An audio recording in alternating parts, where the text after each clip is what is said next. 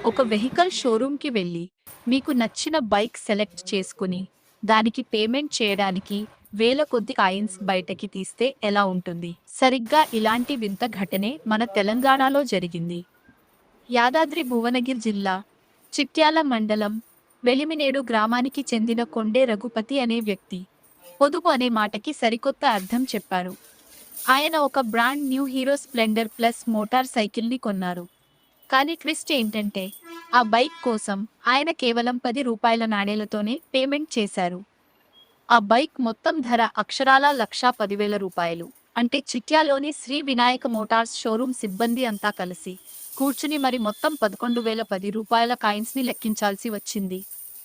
అసలు ఆ coins bag బరువు ఎంతో ఊహించగలరా? దాదాపు 90 కిలోల మెటల్ కాయిన్స్ ని మోసుకెళ్లారు ఆయన. నిజంగా ఇదొక హెవీ ట్రాన్సాక్షన్. షోరూమ్ స్టాఫ్ కి ఆ కాయిన్స్ అన్నీ లెక్కించడానికి చాలా సమయం పట్టినప్పటికీ రఘుపతి మాత్రం హ్యాపీగా తను అనుకున్న కొత్త బైక్ సొంతం చేసుకొని ఇంటికి వెళ్లారు. డబ్బులు దాచుకోవడంలో ఆయన ఓపిక నిజంగా